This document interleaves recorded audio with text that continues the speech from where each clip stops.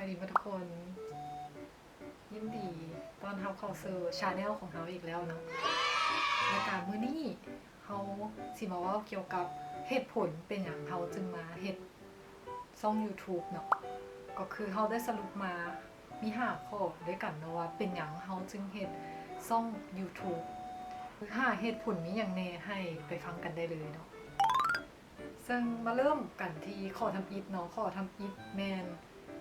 เขาอยากฝึกเว้าเนาะเพราะว่าอย่าง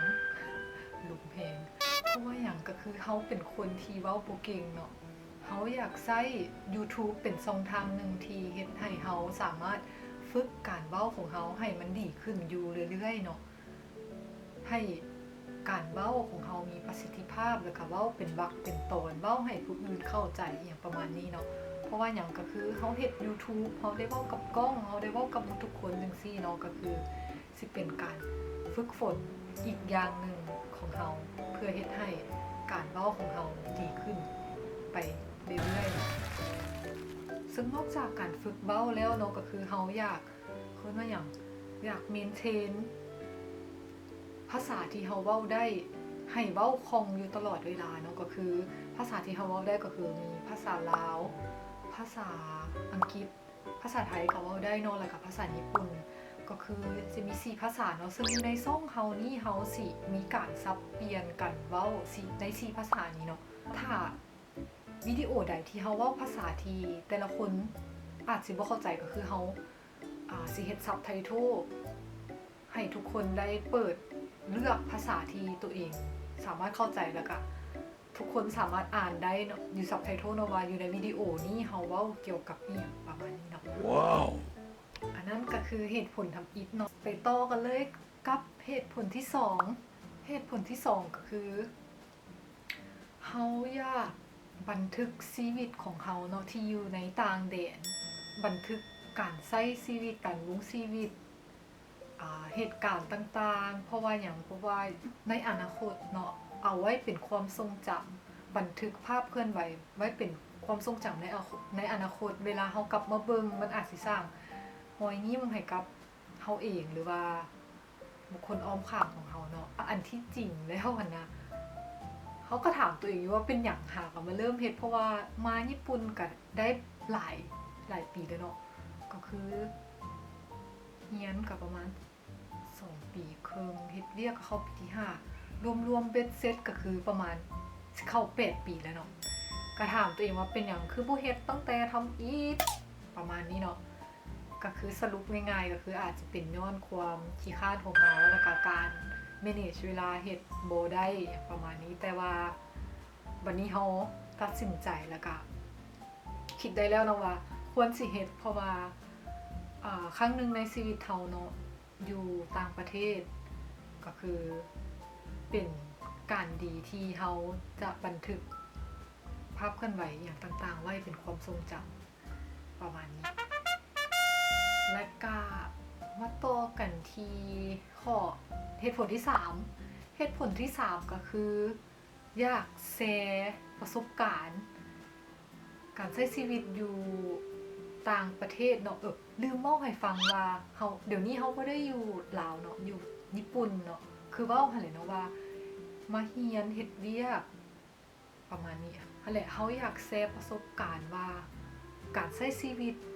การดำรงชีวิตอยู่ในญี่ปุ่นเป็นแนวใดเนาะในตอนนี้ก็คืออาจจะเป็นการดำรงชีวิตและการเฮ็ดเวียกเนาะเพราะว่าเรียนก็เรียนจบไปแล้วแต่ถ้าทุกคนนะมีคำถามอยากถามว่าเฮ็ดจังไดจึงได้มาเรียนอยู่ญี่ปุ่นเฮ็ดจังไดจึงได้เวียกอยู่ญี่ปุ่นการใช้ชีวิตการดำรงชีวิตอยู่ญี่ปุ่นเป็นแนวใดก็คือสามารถคอมเมนต์กันอยู่รุมได้เนาะอาจจะเป็น request การให้เฮ็ดคอนเทนต์ต่างๆหรือว่าเป็นคำถามมาได้เนาะเฮาถ้าตอบอยู่เนาะแต่ว่ามันเบสนำประสบการณ์ของเฮาเนาะเฮาอาจสิบ่แม่นโปรแต่ว่าเฮาสามารถแชร์ได้เนาะจากประสบการณ์ของเฮาเองประมาณนี้เนาะอย่าลืมคอมเมนต์มาได้เนาะคันมีคำถามอย่างต่างๆหรือว่ามี request อย่างต่างๆว่าอยากให้เฮ็ดคอนเทนต์ไปกินอีหยังหรือว่าอยากให้เฮ็ดหยังอยากไปเที่ยวอยู่ไสอยู่ในญี่ปุ่นเนาะก็ลองคอมเมนต์มาได้เนาะแล้วก็ข้อที่4 ข้อที่4ก็คือเหตุผลที่4นี่ก็คือเฮาอยากพัฒนาความครีเอทีฟของเฮาเนาะให้มันกว้างขึ้นเติมเว้าง่ายๆก็คือแบบอยากพัฒนาจินตนาการของเฮาเองเนาะเพราะว่าเรียกเกี่ยวกับ YouTube นี่บ่แม่นแต่อัดแต่วิดีโอเนาะเฮาก็ยังมีการดีไซน์บ่หรือว่าดีไซน์ว่าอยากให้วิดีโอมันมีความน่าสนใจแนวใดอยากให้คอนเทนต์เป็นแนวใดนอกจากนั้นก็คือมันสิมีแบบพวก cover เนาะหรือว่าเป็นพวกปกวิดีโอต่างๆเขาก็สามารถดีไซน์ได้เนาะเขาอยากพัฒนาด้านนี้เนาะสิ่งที่เขาสนใจและก็สนใจมาเป็นรุ่นแล้วเนาะก็คืออยากพัฒนาให้มันดีขึ้นไปเรื่อยๆเนาะแล้วก็นั่นแหละก็สิพยายามเฮ็ดให้วิดีโอมันเป็นตาน่าสนใจเนาะซึ่งว่าถ้าแต่ละคนมีคำติชมอย่างต่างๆก็คือสามารถคอมเมนต์กันมาได้เนาะและก็อย่าลืมเนาะนอกจากคอมเมนต์แล้วก็อย่าลืมกดไลค์ถ้ามักวิดีโอแล้วก็กดแชร์นอกจากนั้นก็คือ subscribe เนาะ subscribe นี่สำคัญหลายเนาะเพื่อสิได้เบิ่งวิดีโอของใหม่ของเขาว่ามื้อใดออกแล้วก็ได้เบิ่งปุ๊บเลยประมาณนั้นเนาะก็คือข้อที่4ข้อที่5อันนี้ข้อที่5เป็นข้อสุดท้ายก็คืออยากลองสร้างรายได้จาก YouTube จากการเฮ็ดคอนเทนต์เบิ่งเนาะก็คืออยาก challenge เบิ่งว่าคือทุกคนฮู้หั้นแหล้วเนาะว่าเฮ็ด YouTube แม่นแต่ละคนก็ฮู้แหละว่าสามารถสร้างรายได้ได้เนาะแต่ว่าก่อนสิสร้างรายได้ได้มันก็มีข้อกำหนดอย่างต่างๆเนาะเฮาอยากลอง challenge ตัวเองเบิ่งว่าเฮาสิสามารถบรรลุเป้าหมายนี้ได้บ่เนาะก็คือพยายามสร้างคอนเทนต์ที่มีความน่าสนใจอยู่เรื่อยๆนี่แหละเนาะก็คือเฮ็ดจังได๋ให้ทุกคนสนใจอยากมาเบิ่งวิดีโอเฮาสนใจ subscribe แล้วก็กดไลค์แล้วก็แชร์วิดีโอให้ผู้อื่นได้เห็นเนาะก็คือเดี๋ยวนี้ก็มีการคิดว่าวางแผนว่า strategy หรือว่าเฮ็ดแนวใดให้ทุกคนสนใจวิดีโอเฮาคือพยายามคิดอยู่เนาะก็คืออย่าลืม support เฮาเด้อทุกคนเพื่อเป็นกำลังใจให้เฮ็ดวิดีโอต่อไปเรื่อยๆเพื่อให้เฮาสามารถบรรลุความหวังและก็ challenge ของเขาเองเนาะซึ่งก็ได้จบไปแล้วเนาะกับ5เหตุผลเป็นอย่างเฮาจึงเฮ็ด YouTube เป็นจังได๋ทุกคนคิดเห็นแนวใดกับ5เหตุผลของเขาก็ลองคอมเมนต์มาเบิ่งเนาะว่าเห็นดีแนวใดกับเหตุผลของเขาบ่หรือว่ามีคอมเมนต์อีหยังต่างๆที่สามารถเฮ็ดให้ช่องของเฮาหรือว่าวิดีโอของเฮาเติบโต